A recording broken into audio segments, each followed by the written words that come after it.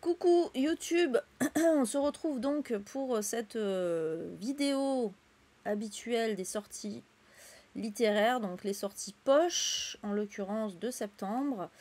Ouais, je crois que ça fait un moment que j'ai pas posté de vidéo, je m'en excuse, mais le fait est que d'une part, au mois d'août, je fais moins de live, mois de juillet-août, je fais moins de live. D'autre part, je fais pas beaucoup de live filmés, enfin enregistrés, je veux dire. Filmé, oui, enregistré. Donc voilà. Mais là, évidemment, c'est l'habitude. J'ai 34 sorties quand même. C'est septembre. Hein. Mais les sorties poches sont pas dominées par le contemporain. Ça va. Ça reste plus ou moins éclectique. D'ailleurs, je vais vous le montrer. Je vais vous montrer tout de suite les stats. Hop. Voilà, donc vous voyez que y a pas mal de, ouais, il y a pas mal de polar, thriller. Il y a du true crime aussi d'ailleurs. Coucou Pingui, comment ça va? Enfin Peggy, pardon. Mais voilà, oui, c'est du petit genre un peu éclectique, ça va. C'est cool. Je vous ai mis quelques mangas aussi. Bon, voilà pour les petites statistiques. Donc comme d'habitude, hein, ce sont les sorties qui, moi, me font envie ou que je trouve pertinent de, voilà, de vous en parler parce que peut-être ça peut vous intéresser. Ou les sorties, comme c'est du poche, que j'ai pu lire moi-même, que j'ai aimé ou que je pense que vous pourriez aimer. Voilà, en gros c'est ça, hein, ma petite sélection. Voilà. Ouais, il y a pas mal de polar thriller. Donc c'est parti, on attaque avec la première sortie qui est un manga. Hop, d'ailleurs. Il s'agit de Chibi Maruko-chan de Momoko Sakura. Et elle a vraiment un nom, j'aime bien parce qu'elle a un nom trop mignon, Momoko Sakura. Momoko, c'est en gros enfant pêche comme le fruit. Sakura, la fleur de cerisier. Bon, je sais pas si c'est je sais pas si c'est un pseudonyme ou si c'est son vrai nom, mais voilà. Bon, en fait, c'est un manga qui s'inspire de la vie de l'autrice, tout simplement. C'est tout mimes, voilà. Donc, c'est une jeune fille qui... Bah, c'est Momoko, en fait. Hein, c'est vraiment... En fait, c'est ce que Maruko-chan, c'est son surnom. Ouais, attends.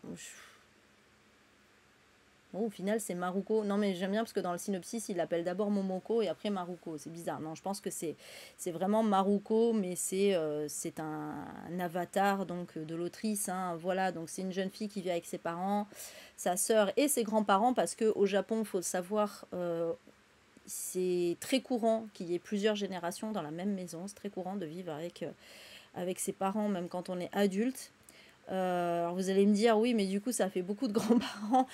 Mais non, pas forcément, parce que c'est en général, c'est les parents les plus âgés, ou ceux voilà, dont il faut vraiment s'occuper, etc. Mais du coup, les Japonais, au lieu d'envoyer les personnes âgées en maison de retraite, ils préfèrent les garder avec eux. Voilà, c'est vraiment quelque chose de très très commun là-bas.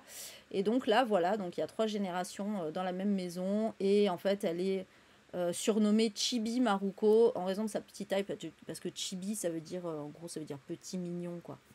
Voilà, les chibis d'ailleurs, c'est le nom qu'on donne aux dessins de manga qui sont des personnages qui sont tout mignons avec une tête énorme là, vous voyez?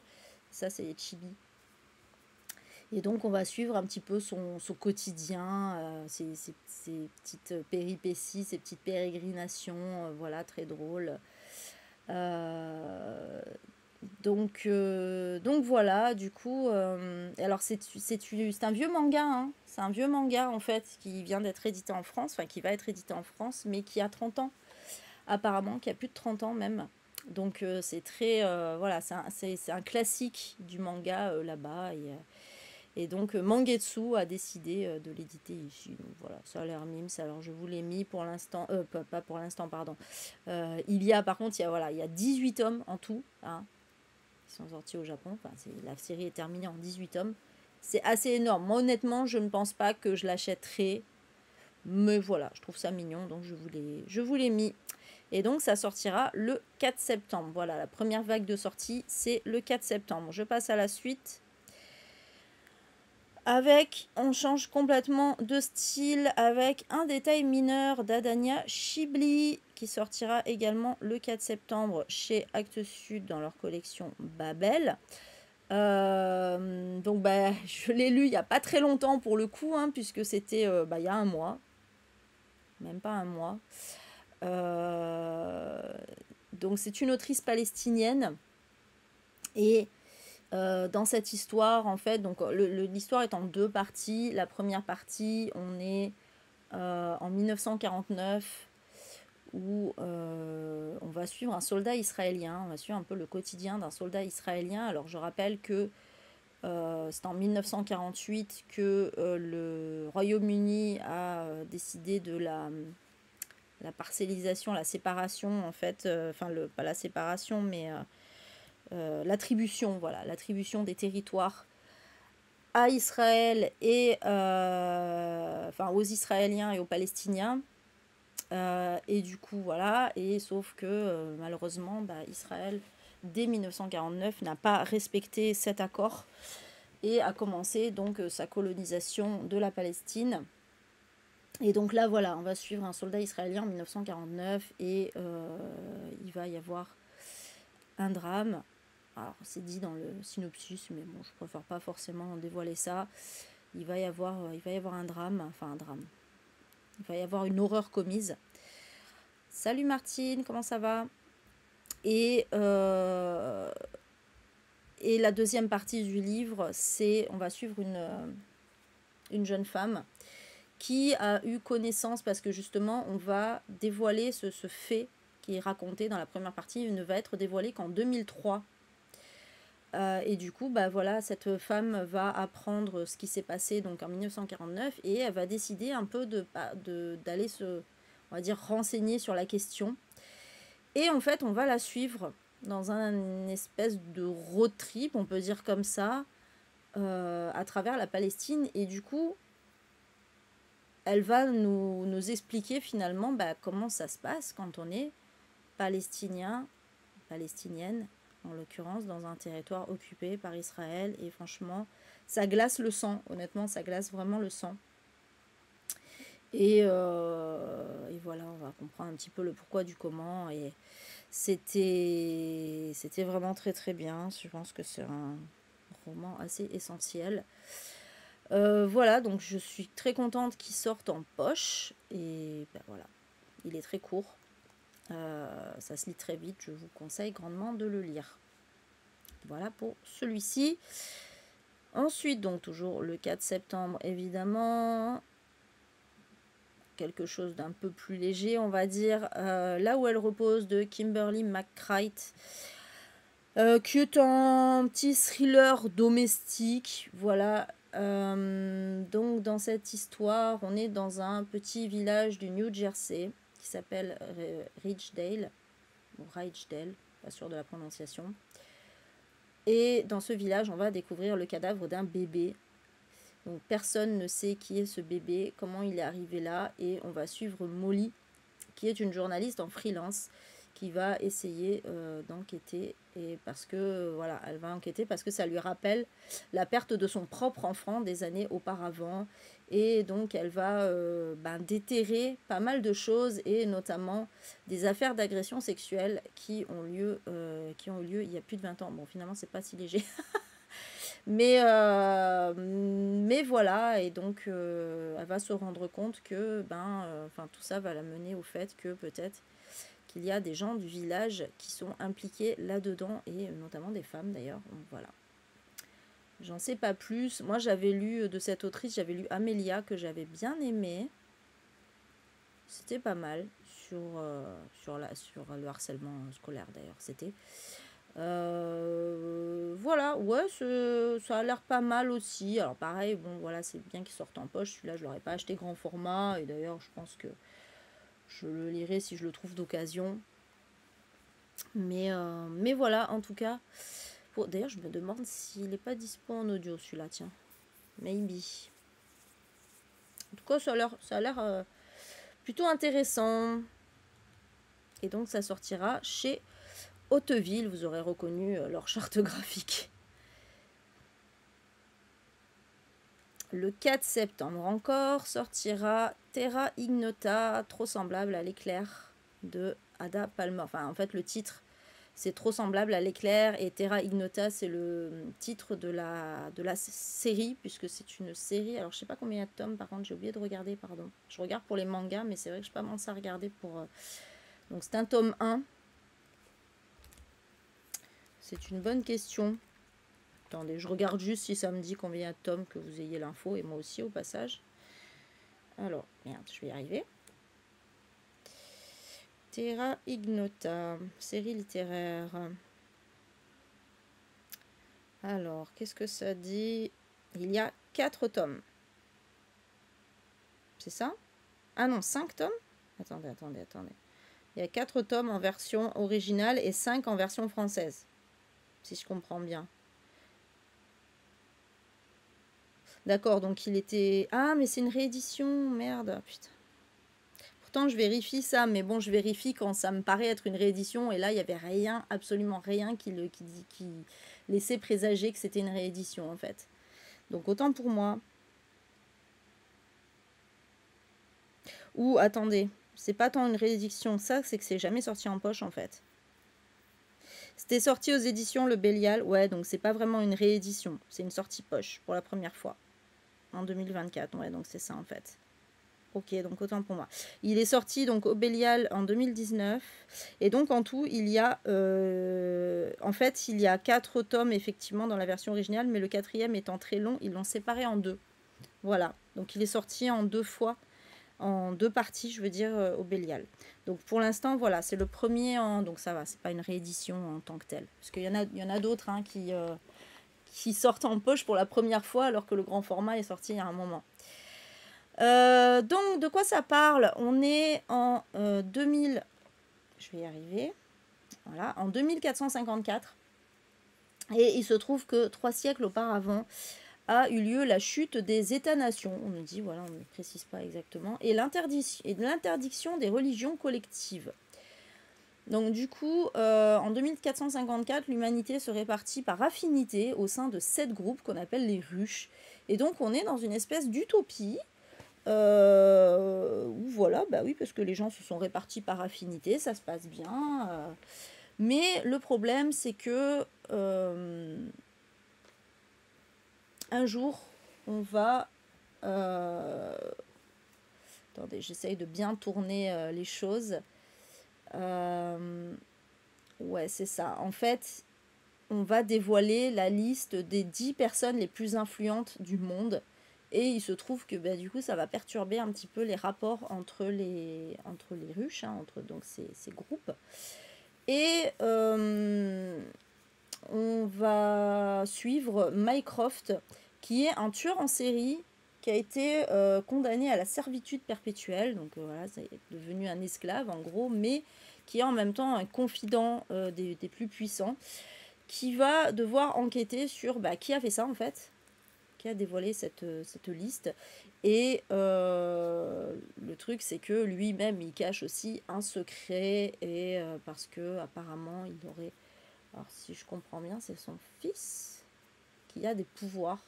Voilà, j'en sais pas plus. Bref. C'est pas forcément très clair, désolé, c'est un peu sibyllin. Sachez que ce roman a eu le prix Compton Crook du meilleur premier roman, le prix John Wood Campbell du meilleur écrivain, tout ça en 2017, le Grand Prix de l'Imaginaire en 2020 et le Grand Prix de l'Imaginaire en 2023. Donc, pour meilleure traduction pour 2020 et roman étranger pour 2023. Voilà. Sachez-le, donc c'est un livre qui a quand même gagné beaucoup de prix. Moi, je trouve que ça a l'air hyper intéressant. J'aime beaucoup la couverture aussi. Je pense que j'ai pas vu celle du Bélial, mais en général, les couvertures du Bélial sont classe. Donc voilà, c'est pour la première fois en sortie poche. Alors 896 pages le machin quand même. Alors en général, c'est marrant parce qu'en général, le Bélial, c'est des petits trucs. C'est des petits romans. Bon, là non. Là non.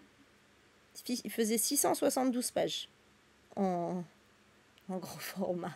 Ça va faire bizarre d'avoir un Le Bélial si gros. Ils sont tout fins d'habitude. Bon, bref.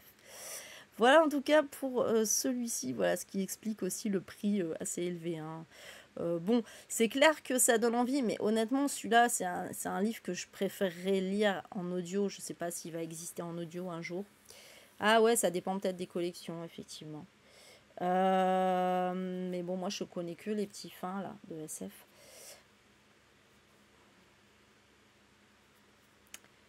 Ouais, mais même hors cette collection, hein, en général, c'est quand même des courts textes, mais bon. Ouais, déjà, voilà, 5 tomes, c'est assez énorme. Et puis là, déjà, de base, c'est un pavé. Moi, j'ai dit, voilà, si un jour ça sort en audio, ouais. Si ça sort en audio, ouais, complètement. Un peu comme les Liu Cixin aussi, qui sont aussi un peu des pavés, quoi. Mais le lire comme ça, non. Pff, non. J'aurais pas la patience. J'aurais pas la patience, franchement. Donc, bref, voilà en tout cas pour celui-ci. On passe au 5 septembre avec un livre qui a été un énorme coup de cœur pour moi, Celle qu'on tue de Patricia Mello. Je pense qu'il y a plein de gens qui vont être ravis que ça sorte en poche. Ça sortira chez 10-18. Et donc, dans cette histoire, en fait, on suit une avocate dont j'ai oublié le prénom, évidemment, ils ne le disent pas en plus dans le synopsis, mais bon. On est au Brésil, dans l'état de l'Acre, puisqu'il y a plusieurs états au Brésil. Et c'est une avocate qui est originaire de Sao Paulo, qui va se rendre dans cette région. Donc l'Acre, en fait, c'est couvert partiellement par la forêt amazonienne. Et il se trouve que dans cette région a eu lieu le meurtre d'une jeune indigène, d'une jeune autochtone d'ailleurs, je préfère ce terme-là, de 14 ans je crois, voilà, qui a été violée, torturée et tuée par des blancs. Et donc notre avocate va assister au procès de ces hommes blancs. Et en même temps, donc, elle va découvrir certains rituels de là-bas, et notamment elle va découvrir une drogue qui s'appelle l'ayahuasca, qui est un hallucinogène. Et du coup, donc, il va y avoir des passages où elle est un peu sous l'emprise de cet hallucinogène, mais vous allez voir que même si au début c'est un peu perturbant ces passages-là, en fait, on apprend pas mal de choses justement sur les coutumes des autochtones, etc. Et en plus, en parallèle, donc il y a le procès et on va aussi en savoir un peu plus sur la vie de cette avocate qui n'a pas été toute rose. Et aussi, il va y avoir voilà, c'est un thriller, hein, il va y avoir le meurtre de quelqu'un. Et donc voilà, tout ça va être lié et c'était vraiment génial. Et donc voilà, c'est évidemment... J'ai oublié de préciser aussi que c'est aussi entrecoupé de faits divers, enfin de faits divers, du coup, j'aime pas trop ce terme de description de féminicides qui a priori ont réellement eu lieu. Voilà, pour un peu ponctuer le roman, puisque c'est vraiment un roman qui parle des violences faites aux femmes, hein, voilà, clairement ça parle des violences sexistes et sexuelles. Et ouais, il est extrêmement bien écrit, extrêmement original aussi, vraiment. Voilà, donc c'est cool, du coup, voilà, je suis contente que vous puissiez le lire parce qu'il sort en poche, c'est cool. Ouais, voilà, je crois que j'ai pas vu, franchement, j'ai vu personne ne pas aimer ce roman. Il y avait que Viviane qui avait, je crois qu'elle avait abandonné, mais parce qu'elle avait du mal avec le style, c'était plus ça. Mais sinon, ouais, je n'ai vu que des retours très positifs sur ce livre, et à raison, parce que vraiment, il est extrêmement marquant. Après, voilà, attention, c'est un peu dur. Voilà, attention au trigger warning. Clairement, attention au trigger warning. Voilà, contente que, que ça vous fasse plaisir. Moi aussi, j'ai vu ça, j'étais contente, c'est bien, même si je l'ai déjà lu, mais c'est cool, quoi, parce que ça va le faire découvrir à plus de monde. Oui, voilà, c'est vrai que ça fait un peu réalisme magique les moments où elle est sous l'emprise de cette drogue.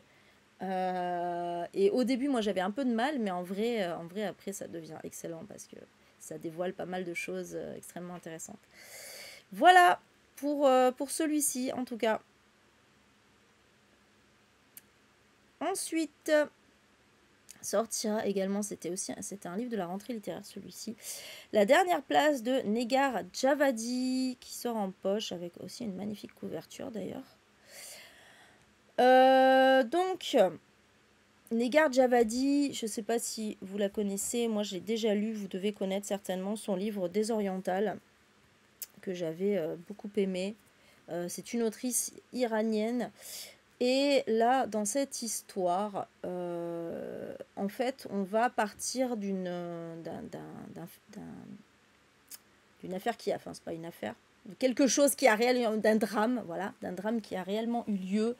C'était en 2020, le 8 janvier 2020, un Boeing 737 qui reliait Téhéran à Kiev va s'écraser 6 minutes après son décollage. Donc, et c'est un crash qui survient dans un contexte de tension extrême entre l'Iran et les États-Unis. J'ai envie de dire, quand est-ce qu'il n'y a pas eu des tensions extrêmes entre l'Iran et les États-Unis? Je crois que c'est toujours le cas. Hein. Enfin, je crois pas, je sais que c'est toujours le cas. Et du coup, en fait, il se trouve que dans ce crash, Negar Javadi, donc l'autrice, a perdu quelqu'un. Donc, c'est sa cousine Niloufar. Il n'y a eu aucun survivant et donc elle va partir de ce drame pour raconter comment le régime iranien, empêtré dans ses mensonges, multiplie les tentatives désespérées pour se maintenir en place, désespérées et mortifères en l'occurrence. Hein.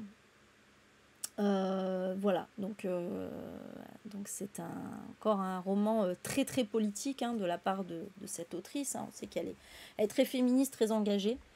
Voilà, moi je sais qu'à sa sortie, j'avais déjà eu très envie de le lire, donc je suis très contente. Oui, bah oui, mais pareil, Des Orientales, je sais qu'il a plu à énormément de monde. Donc là, voilà, je suis très contente qu'il sorte en poche celui-là, parce que franchement, pour le coup, j'ai encore plus envie de le lire que j'avais envie de lire Des Orientales. Là, vraiment, je suis très très curieuse. Et j'aime trop cette couverture avec les points là qui poussent en plus. Voilà, bon bah, on sent que ça va être encore une fois très engagé. Voilà, donc très contente. Il sortira le 5 septembre chez Gallimard dans leur collection Folio. Ensuite, toujours le 5 septembre, sortira Du même sang de Denin, je sais pas, je suis pas sûre de la prononciation, Milner. Et donc là, c'est un roman historique, donc ça sortira chez Pocket. On est en plein dans l'Amérique ségrégationniste des années 60 et on va suivre la rencontre de 3 femmes qui sont unies par une histoire d'amour maternel. Donc on est dans le New York des années 60. Donc là, on est à une période où bah, les Noirs revendiquent leur liberté, hein, voilà. Et Grace, voilà, Grace, elle pensait justement être enfin une femme libre de ses choix, de son corps, de sa vie, mais malheureusement, elle va se rendre compte que ben, c'est pas gagné encore, hein, il y a encore la ségrégation. Et voilà, on va suivre un petit peu. Donc apparemment, c'est un livre qui se passe sur plusieurs décennies. Voilà, je précise. Hein, voilà, mais ça a l'air extrêmement intéressant. Après, bon, voilà, c'est vrai que sur cette thématique, j'en ai lu pas mal quand même des livres, mais j'aime toujours un peu découvrir aussi des nouvelles autrices en plus concernées. Hein. Voilà, mais après c'est un pavé, hein. Donc à voir pour celui-là. Ouais, Bricasse aussi, clairement. C'est peut-être ça, moi c'est peut-être ça qui m'arrête le plus honnêtement. Mais j'avais envie de vous le mettre parce que c'est toujours intéressant de se renseigner sur cette question-là. Et puis ça parle de femmes, évidemment. Voilà donc pour celui-ci. Hop, toujours le 5 septembre sortira The Girl with No Soul de Morgan Owen. Petite dystopie young adulte que j'avais déjà vu passer à la sortie grand format. Et croyez bien, voilà, je le redis à chaque fois, mais quand il y a des young adultes qui sortent en poche, je me précipite pour les mettre parce que malheureusement, c'est encore trop rare les sorties poche des young adultes. Voilà. Ils sortent pas tous en poche, et quand ils sortent en poche, c'est souvent des années après. Donc, je tiens à le mettre. Ça sort chez PKJ. Et dans cette histoire, donc on est dans un monde où règne l'ordre avec un O majuscule. Je ne sais pas exactement de quoi il s'agit, mais c'est a priori un groupuscule qui a le pouvoir. Aucune âme ne peut échapper à la surveillance des inspecteurs avec un I majuscule aussi. Et on va suivre Iris, parce que Iris n'a pas d'âme, visiblement. Elle doit donc vivre recluse et se cacher parce que elle pourrait constituer une menace pour l'ordre établi, mais également l'espoir d'un monde meilleur. Donc voilà, on nous dit, en gros, l'âme de chaque citoyen, et dans ce monde, l'âme de chaque citoyen est scrutée et contrôlée. Et donc, s'il y a des personnes qui s'éloignent du droit chemin, elles sont aussitôt reprogrammées. Donc, les âmes sont reprogrammées, en fait. Voilà. Super. Mais Iris, elle n'a pas d'âme, elle est vide, et du coup, ça lui permet d'échapper à la vigilance des inspecteurs. Mais le problème, c'est que du coup, elle doit se cacher, hein, forcément, il ne faut pas qu'elle soit repérée. Et on nous dit qu'au contact d'un bijou, l'une des 5 composants de son âme va se réveiller, et des sentiments qu'elle pensait ne jamais éprouver vont surgir. Donc voilà, et en fait, elle va devoir découvrir qui a volé son âme. Voilà. Et bien sûr, toujours se cacher parce qu'elle est traquée par l'ordre. Bon, voilà, ça a l'air intéressant, je trouve.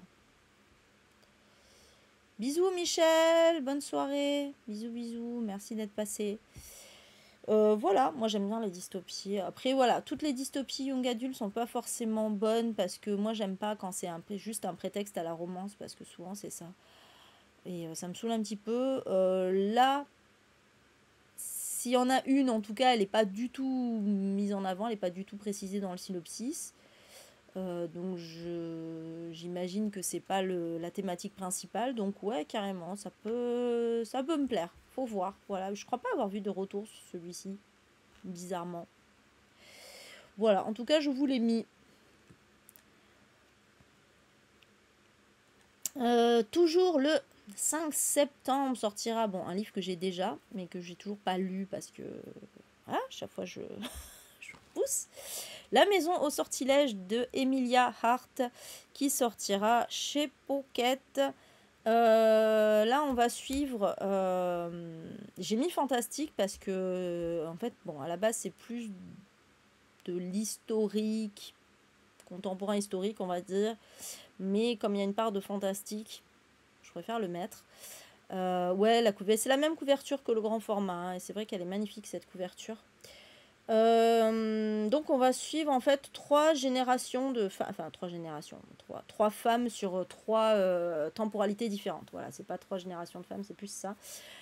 Donc en 2019, on suit Kate qui va fuir Londres pour se réfugier dans une maison délabrée dont elle a hérité, et en fait, voilà, parce qu'elle a fui, elle est partie pour fuir un compagnon violent, mais le truc c'est que dans cette maison, elle sent qu'il y a un secret qui se tapit quelque part.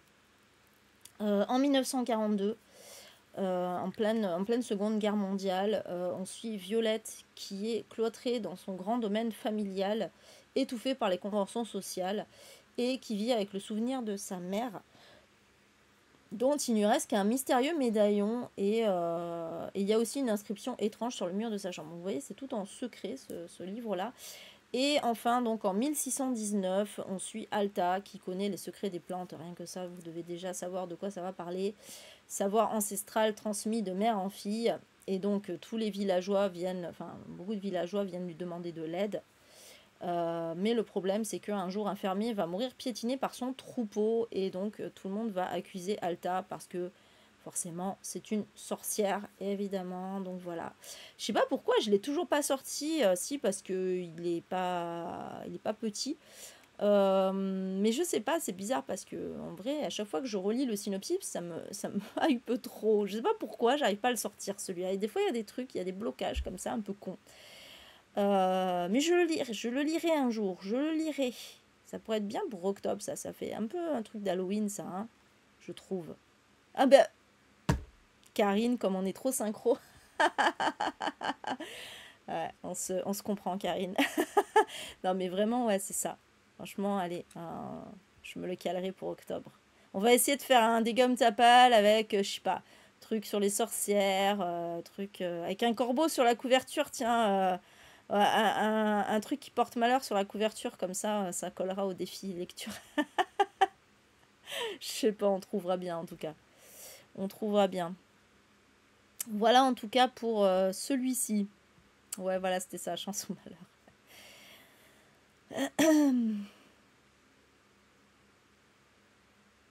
Ah oui, Jeanne, octobre, oui, c'est parfait, octobre, de le lire en octobre, c'est sûr. Ensuite, on passe au 6 septembre avec la sortie d'un petit essai. Il s'agit du droit au sexe de Amia Srinivasan, le féminisme au 21e siècle. Donc, en fait, voilà, oui, ça va parler de sexe. Comment devrions-nous parler de sexe? Donc, depuis le mouvement MeToo, il y a pas mal, donc évidemment, énormément de gens, en particulier les féministes, se sont attachés à la question du consentement comme, voilà, comme cadre clé dans les relations sexuelles. Hein. Mais voilà, mais le consentement, c'est pas un outil suffisant, évidemment, parce que, ben oui, d'ailleurs, je vous avais parlé du livre qui s'appelait Le viol redéfini, où l'autrice disait que le viol ou pas, c'est pas juste une question de consentement ou non, parce que sinon ça partirait du principe que de base, une relation sexuelle entre un homme et une femme, c'est forcément une agression, mais qu'il suffit de dire oui c'est bon pour que ça en soit plus une, ça n'a aucun sens en vrai. C'est vrai que voilà, le consentement c'est pas la seule chose qui définit si c'est un viol ou pas. Et donc, en fait, l'autrice va souligner la nécessité d'aller au-delà du oui et non, et effectivement, donc de l'acte voulu et du non désiré. Et elle va interroger, en fait, les relations tendues entre discrimination et préférence, pornographie et liberté, viol et injustice sociale, punition et responsabilité, plaisir et pouvoir, capitalisme et libération. Ça rejoint quand même pas mal le livre que j'avais lu là. Parce que c'était un peu le même truc en fait, à partir du principe que le viol c'était vraiment beaucoup une histoire de discrimination entre les genres et parfois aussi entre les races, oui, je sais que j'utilise le terme race dans le sens sociologique du terme, évidemment, pas dans le sens biologique, hein, vous l'aurez compris. Aussi entre classes, entre plein de choses, voilà, à partir du moment où il y a une ascendance d'une personne sur l'autre, c'est là où ça rend les choses plus compliquées en fait. Voilà, elle expliquait ça, c'était pas mal. Et j'ai l'impression que là, ça rejoint un peu la même idée. Voilà, et donc elle va repenser le sexe en tant que phénomène politique. Voilà, donc un examen historique de la politique et de l'éthique du sexe dans ce monde animé par l'espoir d'une autre sexualité possible. Bon voilà, ça a l'air extrêmement intéressant. Donc l'autrice, elle est née au Bahreïn, qui est quand même pas un état connu pour la liberté des femmes, j'avoue, mais voilà, et du coup là elle vit au Royaume-Uni. Et voilà, et ce livre apparemment a fait grand bruit dans le monde anglo-saxon. Voilà, sachez-le. Donc extrêmement intéressant. Tu l'avais acheté pour Lison l'Asie. Ah, c'est vrai? Ah, trop bien. Bah oui, c'est vrai, le Bahreïn. C'est marrant, ça. Ouais. Ah, intéressant. C'est cool. Ouais, c'est vrai que ça va carrément dans Lison l'Asie, en vrai. Hein. Bon à savoir pour l'année prochaine. Pour valider le Bahreïn. C'est vrai que c'est pas le pays que tu lis tous les jours, quand même. Hein, j'ai envie de dire. Bon. Donc voilà, en tout cas, pour celui-ci. On saute directement au 11 septembre. Petite vague également de sortie le 11 septembre. Et on commence avec Au bal des absents de Catherine Dufour. Alors, j'étais complètement passée à côté de sa sortie grand format, alors que franchement, ça a l'air trop bien. Je ne sais pas pourquoi, je ne l'ai pas vu passer celui-ci. C'est assez étonnant. Donc, on va suivre Claude, Claude, donc c'est une femme, hein, qui a 40 ans. Et qui les fait, visiblement. Sa vie est un désert à tout point de vue. On dit, voilà, amoureux, professionnel. Donc, elle est célibataire, elle est au RSA et en plus, elle va être expulsée de son appartement. Donc, voilà, tout va mal. Mais un jour, un juriste américain la contacte sur LinkedIn. Donc ce fameux réseau social des professionnels là, hein. Moi je déteste LinkedIn. Bon, après c'est mon avis, je sais que ça sert à beaucoup de gens. Je sais que Kim il travaille principalement sur LinkedIn, donc voilà, mais moi je déteste. Et qui va lui demander d'enquêter sur la disparition d'une famille moyennant un gros chèque. Ça sent l'arnaque de ouf. Clairement, moi il y a un mec qui vient comme ça me dire hey, je vous paye cher pour enquêter, mais je suis pas enquêtrice, c'est pas grave. C'est chelou. Ah, c'est possible, Émilie, ouais, peut-être ça date un petit peu, hein, la sortie grand format. Et donc, Claude va accepter parce qu'elle est trop dans la dèche. Elle va louer une villa isolée en pleine campagne, on me dit. Oui, il se trouve que dans cette... Voilà, parce que cette villa, les disparus, il y avait 6 journées. Donc les personnes, voilà, puisque... Donc, je rappelle, il a demandé à Claude d'enquêter sur la disparition d'une famille. Et cette famille, voilà, je remets le truc, avait séjourné donc dans cette villa. Donc elle va devoir louer la villa et écouter ce qui s'y passe, voilà, chercher, faire des recherches, etc. A priori, en plus, il lui offre la location, voilà, puisqu'on nous dit c'est gratuit. Et ben voilà, j'en sais pas plus, donc j'imagine que, voilà, parce que c'est quand même un livre qui est censé être horrifique, donc j'imagine qu'il va se passer quelque chose dans cette maison, surtout que c'est apparemment un manoir en plus. On nous dit d'abord une villa et après on dit c'est un manoir, c'est pas pareil hein, quand même hein, entre les deux. Voilà, mais ça a l'air intéressant. Alors par contre, ça dit que c'est un peu humoristique, bon moi c'est peut-être le truc qui pourrait m'arrêter, je sais pas. Coucou Steph, comment ça va? Mais voilà, je suis assez curieuse quand même de ce petit roman de 140 pages. C'est court, hein. C'est court. Voilà, en tout cas, pour celui-ci, ça sortira au livre de poche. Toujours le 11 septembre et on reste dans l'horrifique avec, désolé pour la... J'ai pas trouvé couverture de meilleure qualité, hein, avec La colline hantée d'Elizabeth Hand qui sortira chez Bragelonne et sachez que c'est du direct en poche. Voilà, il n'est pas sorti en grand format, celui-là, il sort directement en poche chez Bragelonne. Je ne sais pas trop pourquoi ce choix. J'en sais rien, c'est un parti pris. Et il se trouve, alors celui-là, pour le coup, j'ai énormément envie de le lire, ce sera bien pour octobre aussi, puisqu'il se trouve que on retourne dans l'univers de La maison hantée de Shirley Jackson. Voilà. Et donc, on va suivre Holly, qui se bat depuis de longues années pour faire décoller sa carrière de dramaturge. Et donc, c'est-à-dire de réalisatrice de pièces de théâtre. Ouais, c'est ça. Parce que, donc, elle a fait une pièce qui s'appelle La nuit de la sorcière. Et elle a reçu une bourse d'écriture. Elle reçoit une bourse d'écriture et donc ça lui offre enfin une chance de connaître le succès.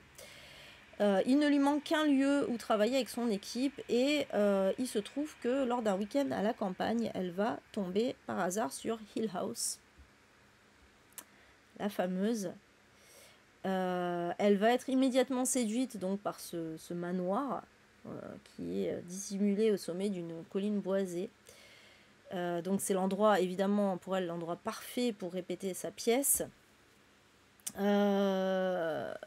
Donc elle va louer avec sa compagne, qui s'appelle Nissa, le manoir.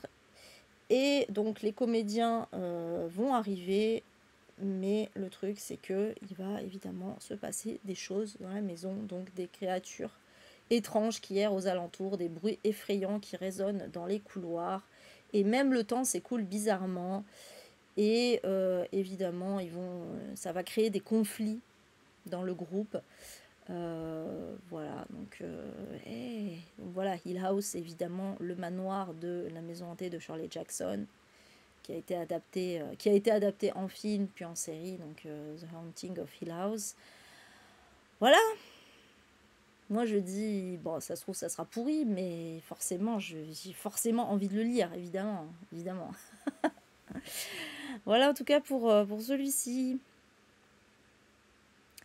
On reste le 11 septembre avec la sortie de En garde de Amélie Cordonnier. Je trouve que la couverture fait très SF dystopie, mais non, c'est un thriller. Ça sortira chez J'ai lu et dans cette histoire... je déteste quand ça rame comme ça, voilà. Dans cette histoire, on va suivre... Ah, mais j'avais pas percuté en fait. Pardon, ça m'arrive souvent, ça, hein, vous le savez si vous me suivez depuis longtemps. Visiblement, c'est un peu autobiographique. Puisque c'est Amélie. 3 ans après les événements qui ont déchiré sa vie et celle de sa famille de longs mois durant, Amélie Cordonnier. J'avais pas fait gaffe au... En fait, j'avais pas fait gaffe au nom. C'était le même nom que le nom de l'autrice quand j'ai lu le synopsis, quoi. Maintenant, je m'en rends compte. Décide de remonter le temps jusqu'à ce jour où tout a commencé. Voilà, donc il y a d'abord eu un courrier qui a été pris pour une mauvaise plaisanterie, et puis la protection de l'enfance. Voilà, en fait c'est ça. Elle a reçu un courrier de la protection de l'enfance qui l'a convoqué en famille à un rendez-vous visant à s'assurer que son fils et sa fille étaient bien en sécurité dans leur foyer. Et le truc c'est que voilà, ils ont été alertés par un coup de fil anonyme, et donc voilà, en fait la machine va être lancée, et donc Amélie va devoir prouver que c'est bien un bon parent. C'est classé en thriller domestique, hein, je précise, mais du coup c'est vrai que le fait que ce soit autobiographique, c'est très particulier quand même. Voilà, comment prouver qu'on aime ses enfants? Mais ça a l'air trop bien.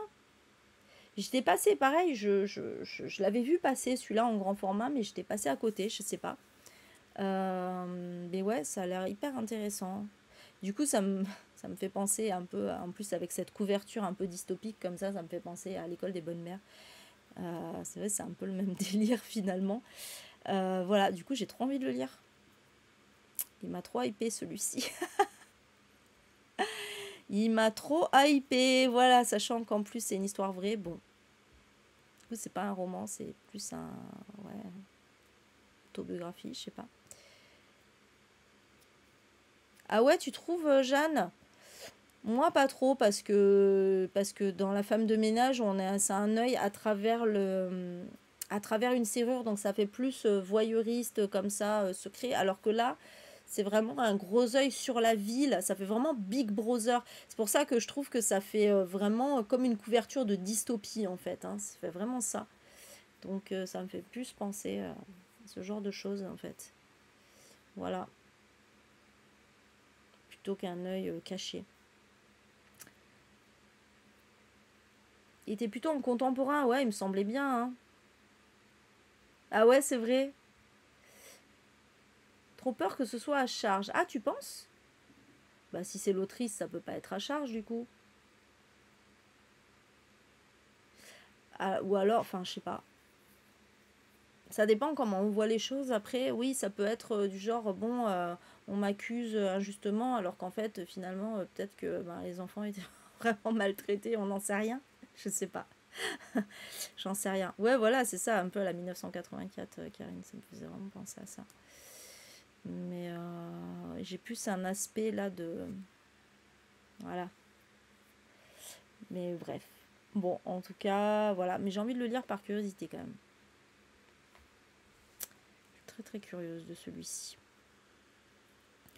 Voilà en tout cas pour celui-ci. On reste le 11 septembre. Sortira un manga qui s'appelle Murderlock. Et il se trouve, là je vous ai mis que le tome 1, mais il se trouve que ce manga est en 5 tomes et que les 5 tomes sortent d'un coup le 11 septembre. Mangetsu. Attends, c'est pas un coffret, hein, c'est juste qu'ils sortent les 5 tomes en même temps. Pourquoi? Je ne sais pas. C'est rare, hein.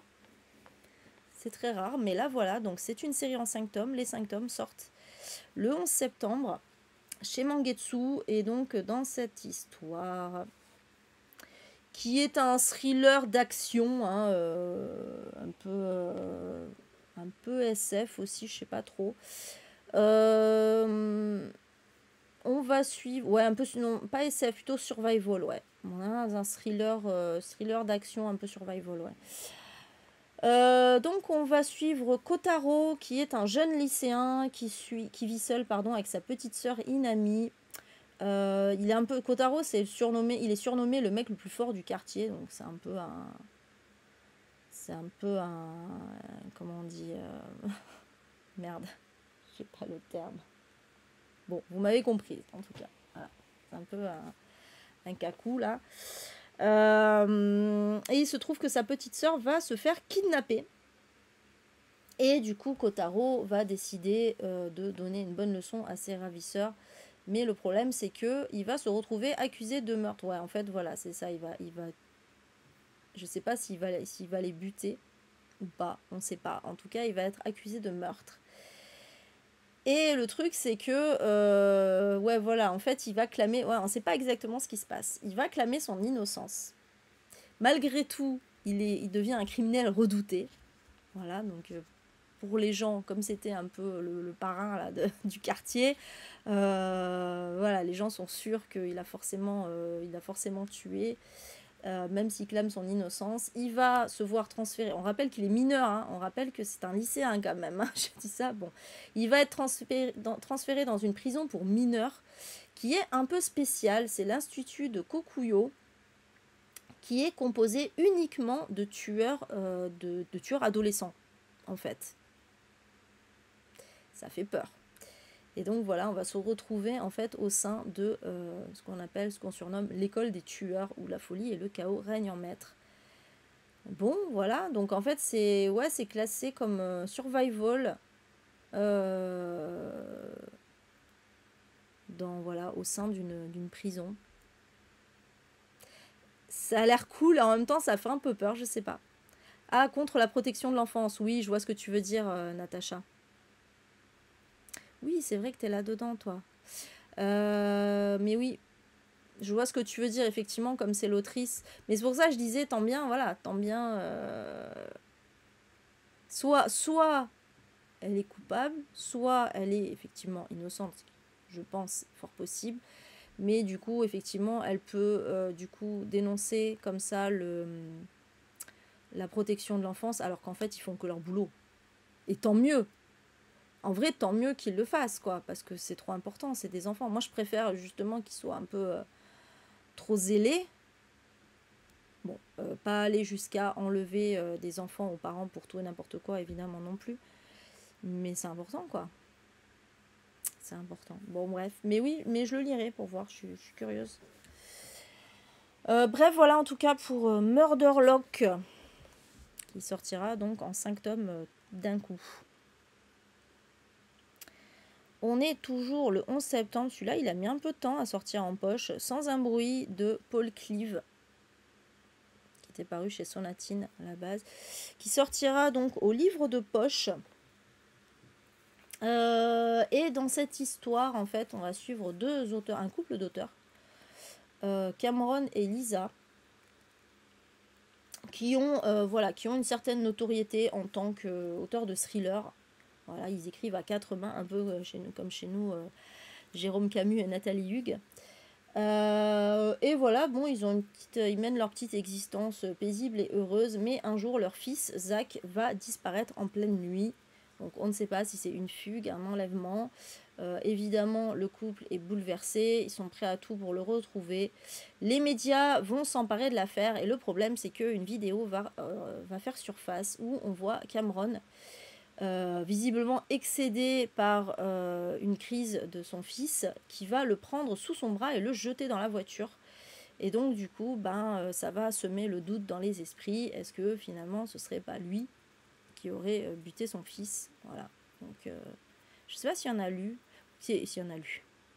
Là, je parle plus français. Je sais pas s'il y en a qui l'ont lu, si je mange la moitié des mots. Ouais, la couverture est très moche. Honnêtement, la couverture est absolument moche. Je sais pas s'il y en a qui l'ont lu, celui-là. Moi, il me faisait pas mal envie, même si je suis pas forcément fan de Paul Cleave, je sais pas. Mais oui, qu'est-ce que c'est que cette couve, sérieux? C'est n'importe quoi d'avoir fait ça, livre de poche. Pourquoi vous avez fait ça? Vraiment. Salut Thibaut!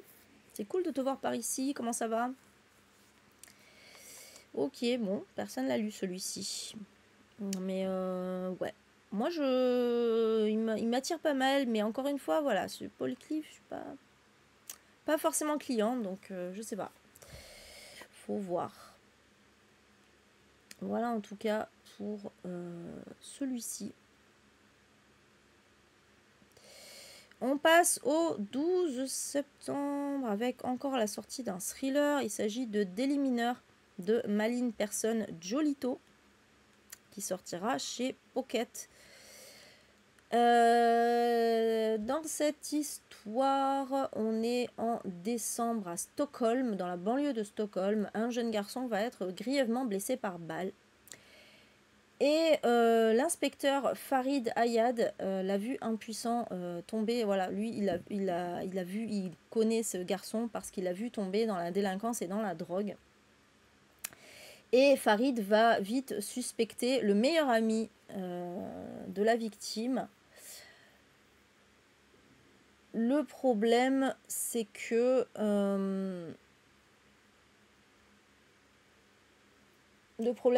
ouais, j'essaye de comprendre le synopsis, des fois c'est pas très clair. Le problème, c'est que donc ce meilleur ami, il va dénoncer le petit caïd local. Et du coup, en fait, tout le monde va se demander pourquoi est-ce que ces deux garçons, donc l'accusé et la victime, se sont laissés happer par la spirale de la violence. Voilà, est-ce qu'ils sont responsables de leurs actes?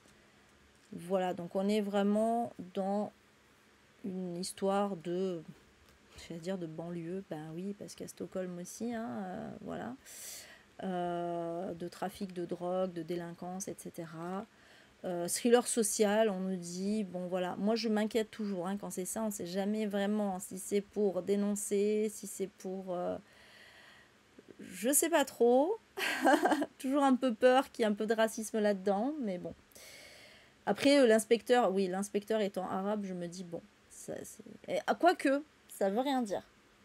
Je repense à Benoît Duterte encore, qui nous a mis un personnage arabe flic pour bien cracher son racisme, donc on sait jamais. Bref, c'est une autrice suédoise en tout cas. Voilà, on nous dit qu'elle dresse le portrait d'une jeunesse à la dérive et d'une société au bord de l'implosion, incapable de protéger ses enfants. Voilà, donc je sais pas, je vous l'ai mis dans le doute, mais prudence quand même avec celui-ci. Voilà en tout cas. Le 12 septembre, toujours, sortira Les Nuits que l'on choisit d'Élise Costa chez Gallimard, donc dans leur collection Folio. Donc celui-là, je l'avais lu, c'est un true crime. C'est un... Donc Élise Costa, c'est une journaliste chroniqueuse judiciaire, voilà, qui va raconter un petit peu son expérience avec les affaires criminelles auxquelles elle a dû assister, en fait, dont elle a suivi les procès, les affaires, etc. Et donc elle va décider d'écrire sur cette affaire et sur son quotidien aussi, parce que du coup, voilà, d'où le titre, en fait, Les Nuits que l'on choisit, parce que parfois elle dort pas à cause de toutes les horreurs qu'elle peut voir. Et voilà, donc on va suivre plusieurs affaires très connues, notamment l'affaire Troadec, Nordal le Landais, la joggeuse de Boulogne, etc. Donc, et même des affaires aussi qui ont fait couler moins d'encre. Voilà, il y a une petite posture un peu féministe aussi dans ce livre. Alors, c'est pas basé là-dessus non plus, hein. Mais voilà, bah ouais, du coup, c'est cool qu'ils sortent enfin en poche. N'hésitez pas à y aller parce que c'était vraiment très très intéressant. J'avais beaucoup aimé. Voilà, parce que en fait, c'est au-delà, parce que c'est pas tant les affaires qui sont racontées qui sont intéressantes, parce que bon, ça, il suffit d'aller écouter des podcasts de true crime et c'est bon, non, c'est surtout c'est surtout le point de vue voilà, de cette journaliste qui va devoir assister à ça et qui est bouleversée. Et elle-même, ça, voilà, ça réveille certains trucs en elle. Elle va s'interroger sur certaines choses, etc. Donc c'est très intéressant un peu l'analyse qu'elle fait de tout ça. Voilà, en tout cas, pour celui-ci. On est toujours le 12 septembre, celui-là, j'ai hyper envie de le lire. Avec la sortie de Le Passe-Partout de Masako Togawa, qui sortira aussi chez Gallimard, chez Folio. J'avais trop hâte qu'il sorte en poche celui-là, parce qu'en plus, j'aime pas du tout la couverture du grand format qui était sortie chez De Noël, qui est affreusement moche. En fait, ils ont juste écrit le titre, il n'y a pas d'image, ils ont juste écrit le titre en forme de serrure, mais dans leur écriture très moche, avec une couleur très moche. Pourquoi ils ont fait ça, je ne sais pas. Oui, c'est lui. Ouais, c'est bien lui, Il passe partout. Et franchement, j'étais hypée quand il était sorti en grand format, mais la couverture est trop moche. Là, du coup, voilà, là, la couverture un peu plus classe déjà. Donc, on est dans une résidence réservée aux femmes. On est à Tokyo. C'est une résidence qui n'abrite que des femmes célibataires. Voilà, elles ont décidé de vivre entre elles, et tant mieux d'ailleurs. Oui, elle est classe, la couverture. Mais voilà, toutes ces femmes ont plus ou moins leur secret, hein, ce qui est un peu normal d'ailleurs. Hein. Mais il se trouve que un jour, le passe-partout qui sert à ouvrir toutes les portes de la résidence va être volé. Du moins, il va disparaître, mais bon, on se doute qu'il a été volé. Hein. Et donc, tout le monde va s'inquiéter, d'autant que la résidence s'apprête à subir des importants travaux. Et voilà, on sait, en plus, il semblerait qu'un crime a été commis des années auparavant et que ces travaux pourraient mettre à jour ce crime. Et bien sûr, le passe-partout volé va faire flipper un peu tout le monde dans la résidence. Voilà, donc on est dans un livre, dans un thriller plein de tensions comme ça. Bon, en même temps, c'est le principe d'un thriller, vous allez me dire, mais là, voilà, vraiment dans le suspense de qu'est-ce qui va se passer, quels secrets vont être découverts, etc. Donc voilà, ça a l'air bien. Ça a l'air très bien. Donc c'est une autrice, hein, Masako Togawa, je précise. Je préfère, ça m'aurait un peu fait chier que ce soit un homme qui écrive sur des femmes. Surtout, voilà, j'espère que c'est pas pour dire regardez les femmes entre elles. Mais non, bon, là on est sur vraiment un truc un peu, vraiment thriller. Oui, il est très court par contre, il est très court, 192 pages. Moins de 200 pages, c'est très court. Mais c'est japonais. C'est souvent le propre du roman japonais d'être très court. Donc ça me gêne pas. Quand c'est japonais, ça me gêne pas. Ils ont le talent pour dire les choses en très peu de mots. Il n'y a pas de problème avec ça. Voilà, en tout cas, ouais, celui-là, j'ai très très envie de le lire. Putain, par contre, ils abusent un folio parce que 8,30 € pour 192 pages quand même. C'est de l'abus, hein. Je sais plus lequel c'était qui valait 6 balles. C'était plus logique, quoi. 8,30 €. Bon, malheureusement. Hein. Allez, je passe à la suite.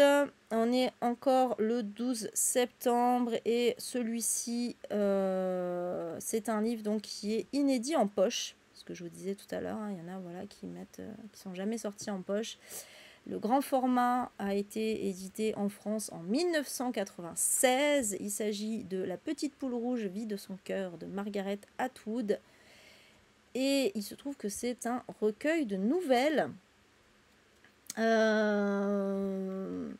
Voilà, on nous dit un cocktail envoûtant de prose et de poésie, de fiction et de contes de fées. 27 courts textes, voilà, et déjà le livre est court, 144 pages, donc effectivement 27, ça doit être très très court. Où voilà, Atwood va en fait nous parler des mythes et des images qui ont forgé la femme, ils mettent bien là entre guillemets, voilà, sous couvert de petites fables, courts récits, poésie, etc. Voilà. Moi, ça a l'air super intéressant. Bon, voilà, c'est Margaret Atwood, ça va forcément être féministe. Et donc, ouais, 1996, et là, enfin, il sort en poche. Et là, bon, voilà, 7 euros, c'est déjà un petit peu mieux, on va dire. Merci Robert Laffont. Voilà, en tout cas, si ça vous intéresse, je vous l'ai mis. J'aime bien le titre, c'est trop mignon. Je sais pas pourquoi ce titre d'ailleurs, j'imagine qu'il y a une explication, mais voilà, c'est très mimes. On est toujours le 12 septembre, on revient au Japon avec l'usine de Hiroko Oyamada aux éditions Bourgois. J'ai pas regardé, mais je pense que c'est une femme, hein, Hiroko, sans les noms en ko en général. Oui, c'est une femme, je vois là, c'est une autrice. Et donc voilà, ben écoutez, on va être dans un gigantesque complexe industriel de la taille d'une ville qui s'appelle l'usine avec un grand U. Et on va suivre une femme et 2 hommes qui sont sans lien apparent, qui vont désormais travailler à des postes un peu curieux. En fait, il y en a un qui est chargé d'étudier des mousses afin de végétaliser les toits. Un autre qui corrige des écrits de toutes sortes dont l'usage reste mystérieux. Et enfin, la dernière est préposée à la déchiqueteuse de documents. Sympa comme boulot.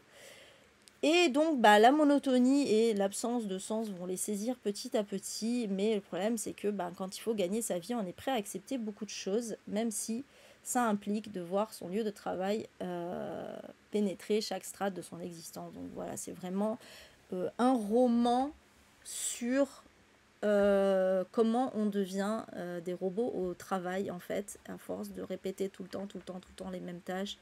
Et tout ça juste pour avoir de quoi manger à la fin du mois. Voilà, bon, clairement, c'était clairement voilà, on est clairement dans le Capital de Marx, entre autres. Hein, c'était un truc pour moi, ça. En plus, on le dit dans une ambiance kafkaïenne. Dans une ambiance kafkaïenne où la réalité perd peu à peu de ses contours. Et alors que d'étranges animaux commencent à rôder dans les rues, ah oui, il y a ça aussi, les 3 narrateurs se confrontent à l'emprise grandissante de l'usine. Hiroko Oyamada livre un roman sur l'aliénation au travail où les apparences sont souvent trompeuses. J'ai trop envie de le lire. Je ne l'ai pas vu du tout passer en grand format, celui-là. Je ne sais pas pourquoi.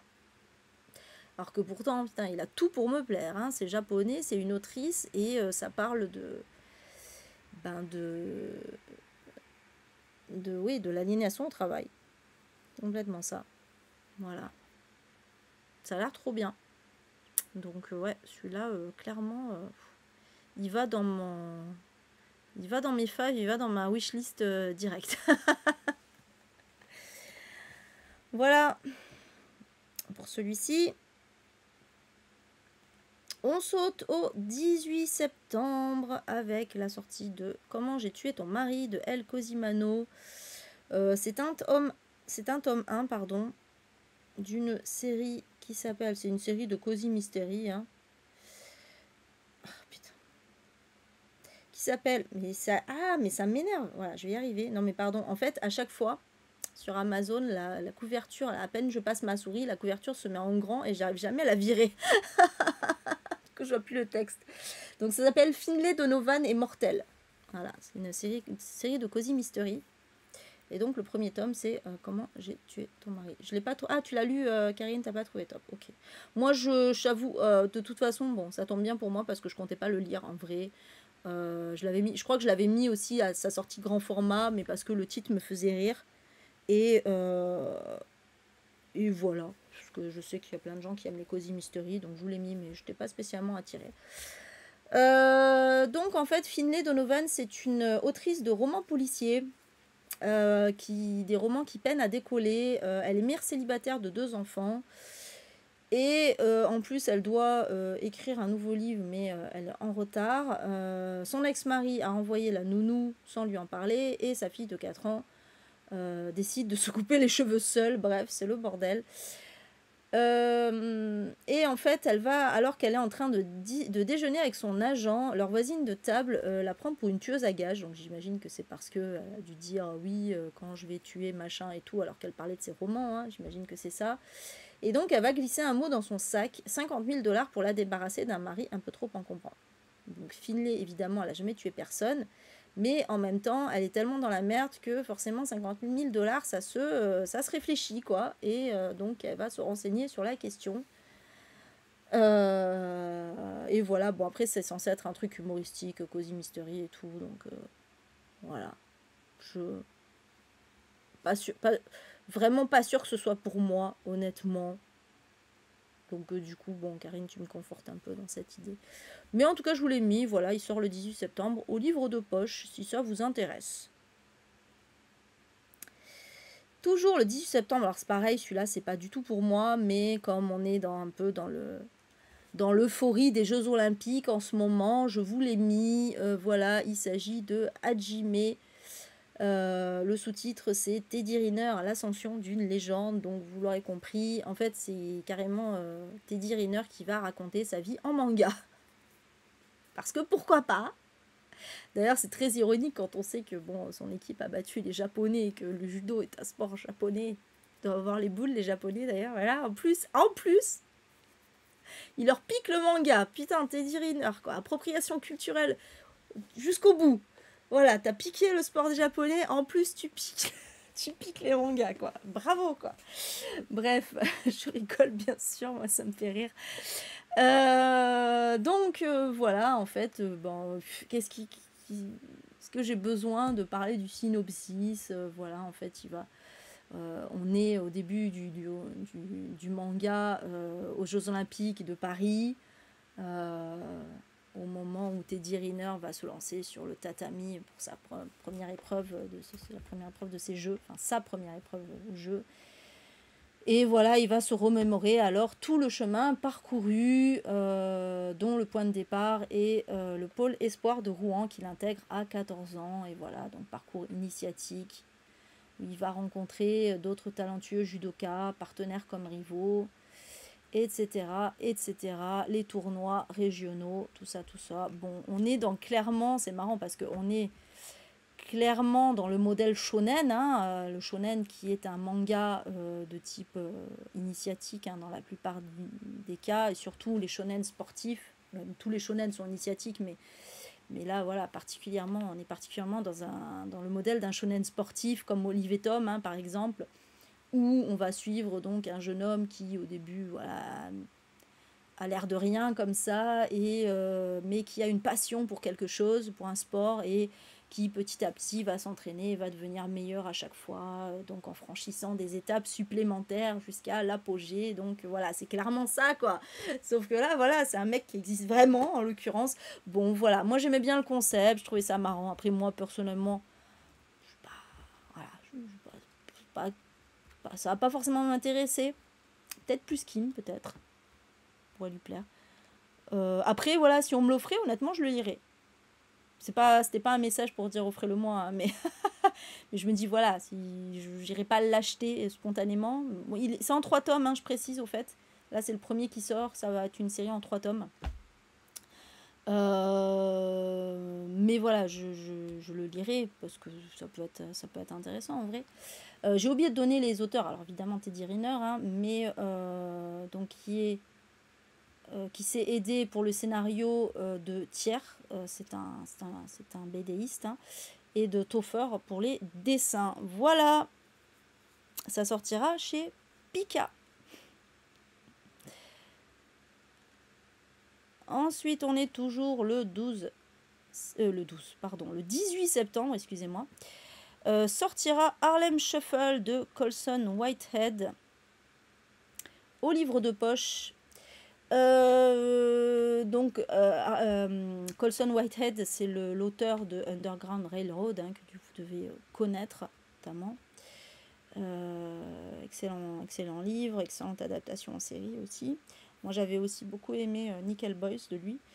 Et là donc on est de retour dans l'Amérique ségrégationniste des années 60, hein, décidément. où on va suivre Rei, qui est un époux aimant, père de famille attentionné, mais également le fils d'un homme de main lié à la pègre locale. Pourtant, Rei, lui, il a rien d'un voyou, mais un jour, son cousin va lui proposer de cambrioler le célèbre hôtel Teresa.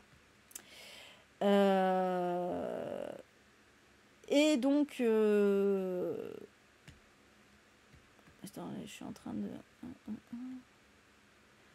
Non, j'essaye de comprendre cette phrase.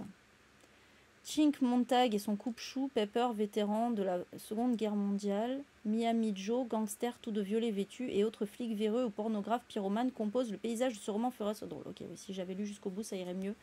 Mais des fois, j'essaye de, de paraphraser le truc. D'accord, mais le personnage principal, c'est Harlem. Ah oui, Harlem, oui, donc le quartier. Parce qu'il y a un adolescent noir qui a été abattu par un policier blanc, ce qui a déclenché en 1964 des émeutes. Donc un peu comme les émeutes qui ont suivi la mort de George Floyd. Hein. Et voilà, donc en fait, oui, ok, d'accord. Donc en fait, le synopsis, il s'arrêtait à le cousin qui l'appelle pour cambrioler l'hôtel. Et ensuite, on nous présente un peu les personnages du roman. J'en avais déjà parlé hein, quand il était sorti en grand format chez Albin Michel de celui-ci. Et ouais, bah carrément, moi c'est sûr que ça me donne envie, hein, vraiment, voilà, encore une fois, roman hyper engagé politiquement, antiraciste et tout. Donc Orson Whitehead, hein, c'est un auteur noir, évidemment, très très engagé. Voilà, écoutez, je vous l'ai mis, si ça vous intéresse. Ensuite, on est toujours le 18 septembre et on revient sur un manga. Il s'agit de Yadugar. Radugar, je suis pas sûre là de la prononciation. Bon, je pense que c'est Yadugar. La légende de Fatima. Le tome 1, écrit par Tomato Soup. Oui, je sais. J'aime bien son pseudonyme. C'est un auteur... je pense que c'est une autrice même d'ailleurs. Là, c'est vrai, tiens, j'ai pas regardé. Attendez, je vérifie pour être sûre, pas vous dire de bêtises. En tout cas, japonais ou japonaise, ça c'est sûr. Mais est-ce que c'est un auteur ou une autrice? Effectivement, manga, c'est mieux. Ah, c'est un homme. Je trouvais que le style de dessin, ça faisait très shoujo. Donc c'est pour ça que je me suis demandé si c'était une autrice. Mais c'est un auteur. A priori. Donc on ne sait pas en fait. Hein, ils ne disent pas spécialement. Hein. Ça peut être au masculin parce que c'est générique. Ah, on ne sait pas. Ah, c'est intéressant. Parce que là, ils mettent Tomato Soup et un, entre parenthèses, un ou une mangaka d'origine japonaise.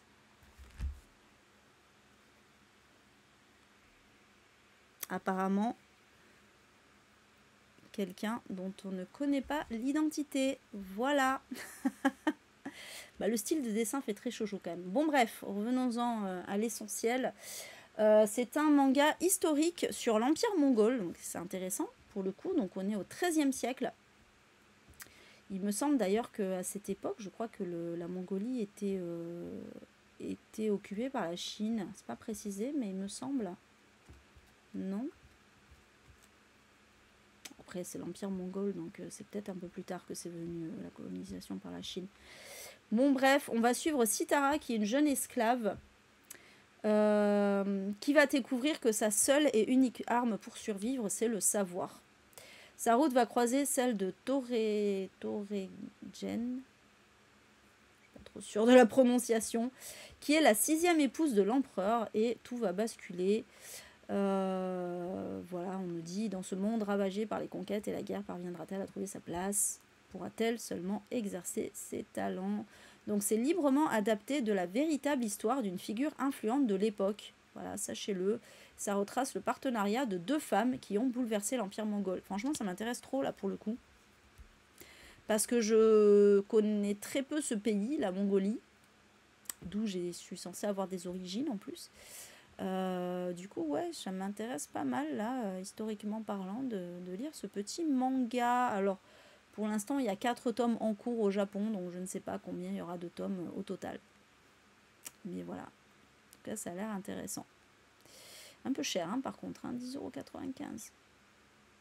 Peut-être qu'il est plus grand. Ouais, c'est peut-être un format un peu plus grand. Chez Glénat, c'est possible que ce soit un peu plus grand. C'est peut-être pour ça. Voilà, en tout cas.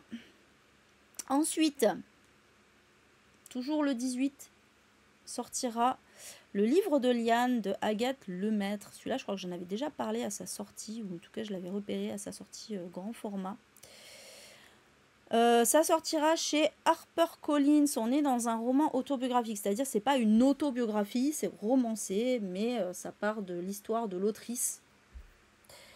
C'est inspiré d'une histoire vraie, voilà. Donc on suit Louise qui a quitté Toulouse pour une carrière à Singapour.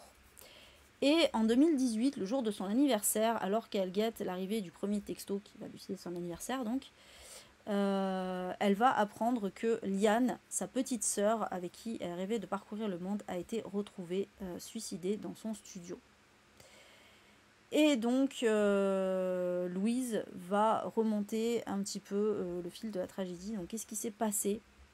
Elle va lire des archives policières et le journal intime de sa sœur, et elle va découvrir que Liane subissait du harcèlement scolaire. Et donc voilà, on va suivre comme ça cette histoire. Ça a l'air très bon. Moi, vous savez, hein, voilà, c'est un sujet qui me touche d'autant plus que j'en ai moi-même été victime. Du coup, voilà, je l'ai mis. Je sais pas trop si c'est bien, mais c'est toujours touchant quand ça part d'une histoire vraie, hein, forcément, ça, on s'identifie d'autant plus. Donc voilà pour celui-ci, en tout cas, qui sortira donc chez HarperCollins dans leur collection poche. On passe au 19 septembre, encore un que j'ai lu, Les Enfants du Lac de Ivar Leon Menger, qui sortira chez Pocket. Donc en fait on est dans un thriller roman noir un peu particulier en fait, puisque donc on va suivre, on est en Norvège, sur une île au milieu d'un lac, où donc on va suivre une famille, le père, la mère et les 2 enfants, donc Juno qui a 16 ans et Boy qui a, je crois, 12-13 ans, quelque chose comme ça, ils ne le disent pas, mais voilà. Ils ont grandi loin du monde, avec l'interdiction absolue de chercher à tisser des contacts avec l'extérieur, sous peine de mettre en danger immédiat toute la famille. Le problème, c'est que Juno, elle va grandir et elle va se poser beaucoup de questions. Ben voilà, pourquoi qu'est-ce que c'est que cette menace? Pourquoi est-ce qu'elle n'a pas le droit de parler aux autres? Pourquoi est-ce qu'elle n'a pas le droit de franchir le lac, de traverser le lac? Comment vivent les gens de l'autre côté du lac, voilà. Et il se trouve qu'un jour, un inconnu, ou plutôt une nuit, Barbara, si tu m'écoutes, un inconnu va débarquer sur la plage. C'est un beau garçon, et du coup, voilà, Juno va se demander qu'est-ce qu'il fait là, et surtout, est-ce que il va pouvoir lui venir en aide, ou est-ce que c'est une menace, la fameuse menace dont lui ont parlé ses parents. Et voilà. C'était pas mal du tout. Je sais plus ce que j'avais pas aimé. Il y avait des trucs. Si, je trouvais que c'était un peu trop irréaliste, en fait. Voilà, c'était un peu trop too much. Il y avait beaucoup de choses très très too much. Ça faisait très comment dire, je sais pas. Il y avait un peu trop de choses. Mais sinon, c'était sympa comme histoire. Il y a pas mal de suspense. Bah oui, forcément, on se demande qu'est-ce qui se passe, etc. On a peur souvent pour Juno, pour Boy. Voilà. Vous êtes là ou vous êtes plus là? À part Karine qui met les titres, faut le dire, hein, ça vous intéresse pas. Mais parle dans le vide, la meuf. Bref, voilà, parce que je sais pas, j'imagine il y en a bien qui ont dû le lire, celui-ci, quand même. Bon, en tout cas, moi, j'avais bien aimé, quand même. Voilà, mais du coup, je me dis que je pense qu'il y en a pas mal qui devaient attendre la sortie poche. Donc, voilà, sachez-le, il sort enfin le 19 septembre. Là, on t'écoute. Oui, oui. Merci, merci.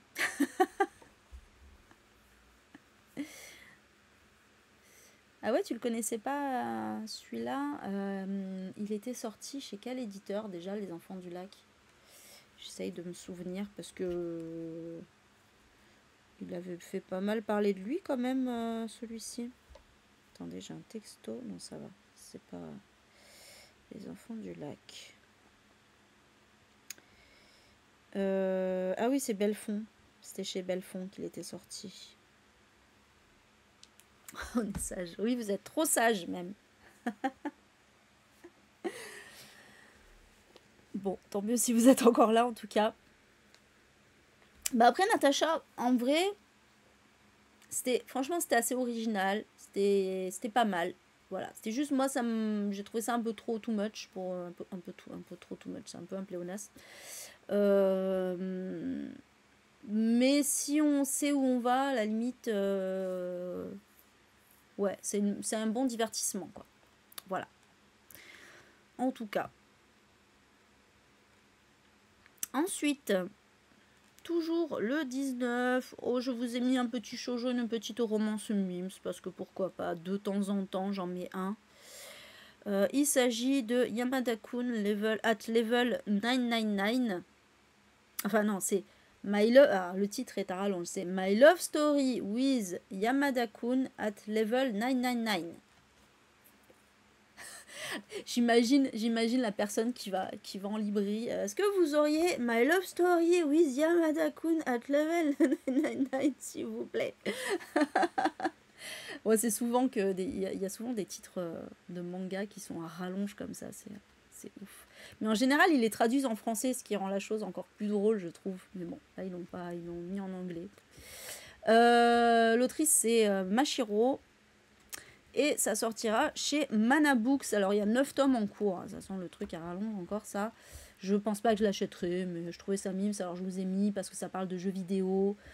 Donc, on suit Akane qui vient de se faire larguer par son petit ami parce qu'il l'a trompé sur un jeu en ligne. Voilà. Elle a le cœur brisé, mais elle va quand même décider de se reconnecter sur le jeu, ce jeu où ils avaient pris l'habitude de jouer ensemble. Et voilà, elle va, pour évacuer sa tristesse, elle va se défouler un peu sur son jeu. Mais elle va y rencontrer Yamada, qui est un joueur de sa guilde, avec un avatar un peu atypique. Et elle va se confier à lui sur sa récente rupture amoureuse, mais lui, il en a rien à carrer, littéralement. Il a même pas envie de discuter avec elle, voilà. Bon, quelques temps plus tard, Akane va se rendre à une convention du jeu.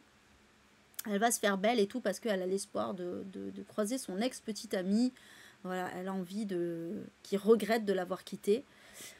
Et le truc, c'est que, à la place de son petit ami, elle va tomber sur un beau jeune homme qui se trouve être évidemment Yamada. Bon, voilà, vous connaissez la suite. Bon, voilà, je l'ai mis vraiment parce que c'est dans l'univers des jeux vidéo. Et que, voilà, encore une fois, lui, c'est pareil. Si je l'avais gratos, je le lirais. Juste par curiosité. Mais voilà, bon, j'aime bien de temps en temps mettre un petit shoujo mignon. Ensuite, toujours, on change de style, hein, toujours le 19 septembre sortira Sentir mon corps brûlé de Orajar. Qui sortira, alors ça va sortir chez Point, non, chez Erol, pardon, je confonds avec un autre, excusez-moi. Ça va sortir chez Erol, mais c'est pas, voilà, ça c'est la couverture du grand format, pour l'instant il n'y a pas encore la couverture poche, alors ça se trouve ça sera la même, hein, honnêtement. Je sais pas quelles sont, je connais pas la charte graphique de Erol, donc je sais pas s'ils reprennent les mêmes couvertures dans leur collection poche. Il n'y a pas de raison. J'ai mis VO, c'est GF, pas VO, n'importe quoi, pardon. En plus, j'ai mis la même chose plus tard. Excusez-moi, c'est couverture GF que je voulais mettre. C'est parce que j'ai l'habitude de mettre couverture VO quand il y a des mangas qui sont où on n'a pas encore la couverture et que je mets la couverture du VO, de la VO. Je suis con. Excusez-moi, c'est un réflexe con. C'est couverture GF. Voilà. C'est pas couverture VO. Pardon. Donc, dans cette histoire, en fait, ça va être une immersion dans les milieux de la prostitution et de la pornographie. On va suivre Lila, qui va aménager à Paris pour étudier le droit. Mais le problème, c'est que ben elle, en fait, elle vient un peu d'un milieu populaire. Elle doit enchaîner les petits boulots pour payer son loyer, et à côté de ça, ses camarades de fac viennent des beaux quartiers, ils respirent l'assurance, la sécurité, etc. Elle, du coup, ben, elle devient un petit peu invisible aux yeux des autres. Et en fait, elle va décider, ben, voilà, pour réussir à payer ses études et son loyer, en tout cas, elle va commencer à se prostituer sur Internet, protégée par un pseudonyme. Et donc voilà, ben elle va quand même essayer de contrôler le truc. Voilà, elle va elle-même fixer les prix. Elle va rencontrer que les hommes qu'elle a choisis. Elle va être pas mal aidée de ses camarades du même milieu. Et donc elle se rend compte que bah, ça marche bien, quoi, voilà. Et donc au début, elle va être un peu enivrée par sa puissance, mais le problème, c'est que bah, elle va perdre un petit peu à peu le contrôle de son corps. Et voilà, donc en fait, on est sur un roman qui met en scène les rapports de domination et les fractures sociales sous le prisme de la prostitution, mais aussi de la pornographie. Voilà, roman bouleversant sur le conditionnement et la liberté de choisir sa vie. Alors, attention, moi j'ai toujours une petite méfiance par rapport à ça. Je ne sais pas, voilà, je connais pas Aura Jar, je sais pas quel est son militantisme. Moi, je suis pas une féministe je suis pas une féministe anti-prostitution et anti-pornographie. Je suis une féministe qui veut réformer les milieux, enfin révolutionner, on va dire, les milieux de la prostitution et la pornographie pour que ce soit plus éthique et que les travailleuses du sexe soient protégées. Mais par contre, je ne veux pas interdire. Et or, je sais pas, voilà, je ne sais pas si c'est son cas, si c'est le cas de l'autrice, en l'occurrence. Donc voilà, je suis pas trop... je suis pas trop d'accord avec les féministes qui veulent interdire, parce que interdire la prostitution, ça veut dire mettre en danger justement les travailleuses du sexe, donc très compliqué. Mais oui, mais c'est toujours intéressant ce genre de livre en l'occurrence. Donc voilà, je vous l'ai mis. Je ne sais pas combien de pages il fait, mais sachez qu'en grand format, il fait 260 pages, donc il est quand même assez court. Ensuite, on est toujours le 19 septembre, bon, quelque chose d'un peu plus léger en l'occurrence. Un si joli désastre de Sophie Gonzalez, qui sortira chez PKJ. Alors toujours, voilà, comme je disais tout à l'heure, je vous mets toujours les sorties poches des young adultes, parce que, enfin, pas toujours, mais voilà, j'essaye d'en mettre quand même pas mal quand il y en a. Bon là, voilà, c'est une romance MM entre deux hommes. En gros, voilà, c'est Holly et Will qui ont été ensemble le temps d'un été. Voilà, pour eux, c'était juste un amour de vacances, on va dire, et voilà, ils se sont séparés. Mais il se trouve que, comme par hasard, ils vont se retrouver dans le même lycée. Et donc voilà, alors en fait il y en a un qui voulait rester avec l'autre. Alors c'était Holly qui voulait rester avec Will, mais Will ne voulait pas, voilà, pour lui c'était un truc de vacances et c'est tout. Et le truc c'est que Will, il est dans le placard, voilà, et donc il n'y a que Holly qui sait ce qui s'est passé. Et voilà, bon, c'est un peu un truc, c'est un peu une histoire à la Heartstopper, je trouve, un petit peu quand même. Alors, il paraît que c'est une réécriture de Grise. C'est pour ça que je l'ai mis aussi, parce que je trouvais que c'était un peu original. Après, moi, j'ai pas vu Grise. Je sais, honte à moi, mais je suis pas très fan des comédies musicales. Donc voilà. Mais voilà, sachez que c'est une réécriture de Grise à la sauce LGBTQ, quoi. Voilà, donc je vous l'ai mis. Vous en faites ce que vous voulez. Il sortira chez PKJ le 19 septembre. On passe au 20 septembre avec la sortie de Avorter, une histoire intime de l'IVG de Pauline Armange. Alors pareil, je me suis trompée évidemment, vous l'aurez compris, c'est couverture GF qu'il fallait lire et pas couverture VO, parce que oui, évidemment c'est couverture VO, c'est français. Non, c'est la couverture du grand format parce qu'il n'y a pas la couverture de points, mais du coup ça sera la même charte graphique que les points féministes, la violet, comme celui qu'on a vu tout à l'heure de l'autrice du Bahreïn. Voilà, donc ça sera une couverture violette. Déjà, on peut déjà le présumer, hein, le présager. Bon, moi, Pauline Armange, hein, vous savez que j'ai absolument surkiffé. Moi, les hommes, je les déteste. C'est une de mes bibles féministes. Donc là, en plus, elle parle de l'avortement que moi-même, j'ai dû subir à un moment de ma vie. Donc forcément, je ne peux qu'avoir envie de le lire. Donc voilà, oui, un texte poignant qui rompt le tabou et le silence pour dépeindre la complexité de l'expérience de l'avortement. Donc le patriarcat nous interdit, pour l'avortement comme pour d'autres sujets, le patriarcat nous interdit la complexité. Et donc Pauline Armange nous livre un essai intime et documenté autour de son expérience de l'IVG soumise à la loi du silence.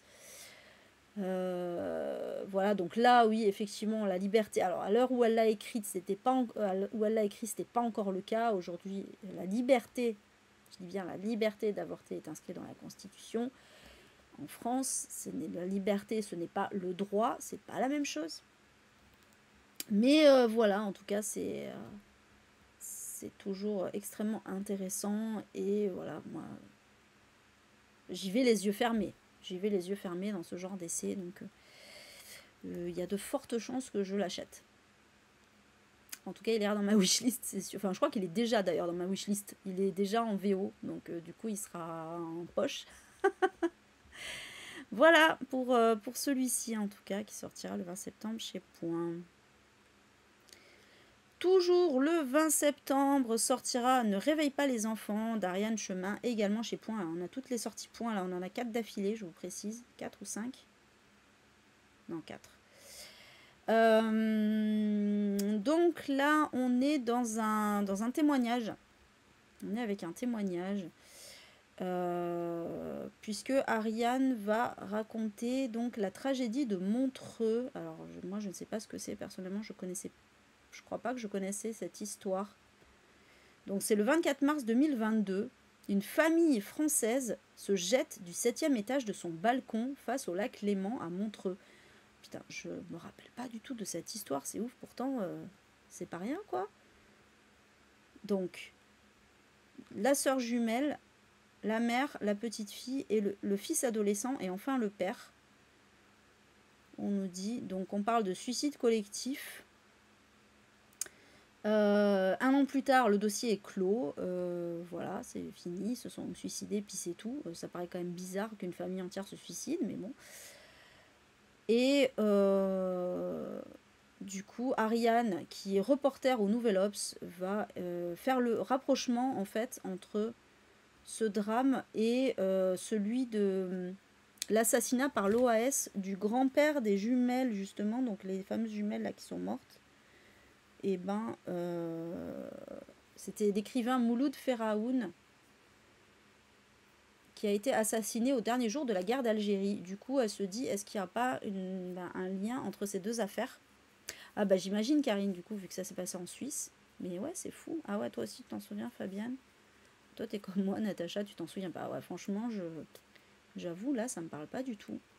Donc voilà, elle va essayer de rapprocher ces deux affaires pour enquêter sur cette histoire. Bon, ça a l'air extrêmement intéressant pour le coup. Moi, j'ai très envie de le lire. Je suis très très curieuse. voir si je peux pas me procurer en e-book celui-ci d'ailleurs. Ouais, donc ouais, je connaissais pas du tout cette affaire de ce suicide collectif là. Enfin, pas sûr que ce soit un suicide honnêtement, mais bon, ça paraît un peu bizarre. Bref, voilà, en tout cas pour celui-ci. Toujours le 20 septembre, les quatre sorties points du 20 septembre là, sortira La Revanche de Arttu Tuominen, auteur finlandais. Donc on est dans cette histoire, on est dans la petite ville de Pori, dans une boîte de nuit fréquentée par la communauté LGBTQIA+. Il va y avoir une explosion dans cette boîte et c'est l'inspecteur Henrik Oxman qui va se retrouver chargé de l'enquête. Mais le truc, c'est que pour lui, c'est pas une affaire comme les autres, puisqu'il était présent dans le club ce soir-là et il a quitté les lieux avec un autre homme peu avant l'attentat. Et du coup, à mesure que l'enquête avance, il va se retrouver déchiré entre sa vie intime qu'il a toujours cachée en fait et son sens du devoir. Voilà, est-ce que et forcément, s'il veut mieux enquêter quelque part, est-ce qu'il va pas devoir révéler ce qu'il est? Bon, ça a l'air extrêmement intéressant. Moi, j'avais lu Le Serment de lui que j'avais pas mal aimé. C'était sympa. Celui-là, il a un peu plus original. Ouais, c'est le côté un peu LGBTQIA+, aussi, hein, mais... Voilà. La Revanche a reçu le prix Palle Rosenkrantz du meilleur roman policier décerné par l'Académie danoise des auteurs policiers. Voilà, sachez-le. Ah, et aussi... Non, c'est le premier roman. Ça, donc La Revanche, il a reçu ce prix-là, et Le Serment, il avait reçu un autre prix, le Grand Prix finlandais du meilleur polar. 2020. Bref, voilà en tout cas pour celui-ci. Et la dernière sortie du 20 septembre et de Point, c'est La Situation, après La Revanche, La Situation. La Situation de Karim Misquet, auteur français cette fois. Voilà. Et là, on est dans une dystopie.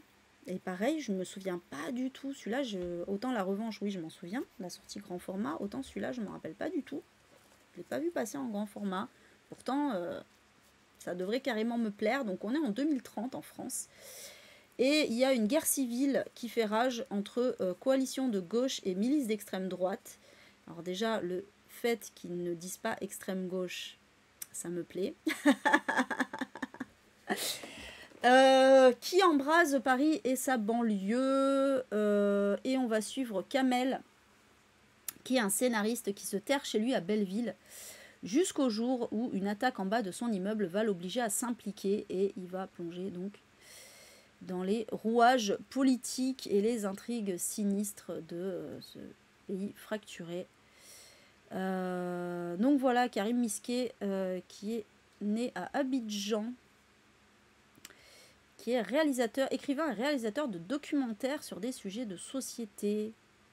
Voilà, en 2012, il a publié Arab Jazz, qui connaît un grand succès et est récompensé par le Grand Prix de littérature policière et le prix des meilleurs polars points. Donc c'est son deuxième roman. Et ben voilà, c'est complètement pour moi.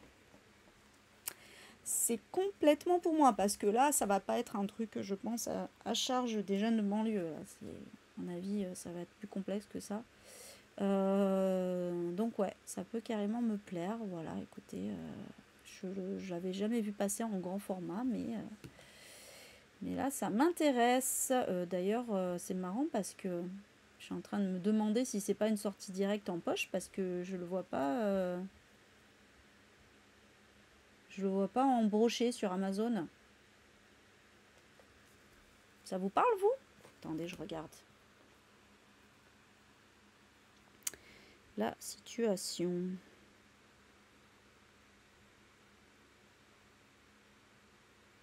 Bah alors, pourquoi ça rame comme ça? Ah, ça y est. Ah, c'était peut-être de l'auto-édité. Attendez.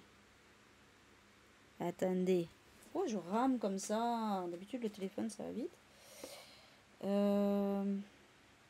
Non, édité chez Les Avrils. Je connais pas cette maison d'édition. Rentrée littéraire 2023.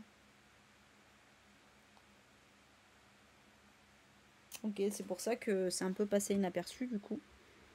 Mais du coup, il n'est pas disponible sur Amazon. C'est bizarre quand même. Ah, tu rames chez toi aussi. Merci Émilie, du coup, ouais, j'ai vu ça. Bon, bah voilà. Allez, bah du coup, je passe au dernier livre de cette sélection. Le 25 septembre sortira Papillon de nuit de Jane Hennigan. J'aime beaucoup la couverture. Pour le coup, qui sortira chez J'ai lu. Et on est encore dans une dystopie. Ah, il y en a quelques-unes dans cette sélection, ça me fait plaisir. Donc, alors je sais pas en quelle année on est. Mais il se trouve que partout sur la Terre, les hommes meurent dans leur sommeil ou se transforment en tueurs sanguinaires. Bon, ça rappelle des choses qu'on a déjà vues, mais dans des fictions. Le monde tel que nous le connaissons prend fin et des années plus tard, rares sont ceux qui se rappellent la vie d'avant. Et donc on va suivre Marie qui, elle, n'a pas oublié la vie d'avant. Elle est hantée par les souvenirs de sa famille, de la joie qu'elle avait connue.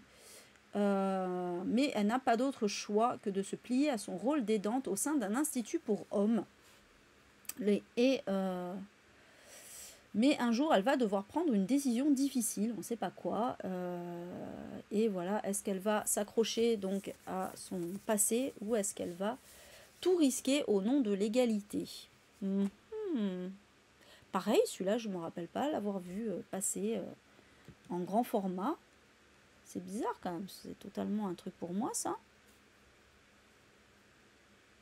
J'ai cliqué comme c'est le dernier livre. J'ai cliqué sur brocher pour voir l'édition, mais ça va mettre 10 ans à s'afficher. Mais ça arrive ça. Pourquoi? Trop bizarre, il est classé dans les livres scientifiques. Pourquoi? C'est sorti chez Nouveau Millénaire. Voilà. Sachez-le. C'était la même couverture exactement. 30 août 2023. Ouais, donc c'était la rentrée littéraire de l'an dernier, mais je ne l'ai pas du tout vu passer, quoi. Bon, voilà, mais ça a l'air super intéressant. Bah, c'est tout. J'ai fait le tour de ces sorties poches.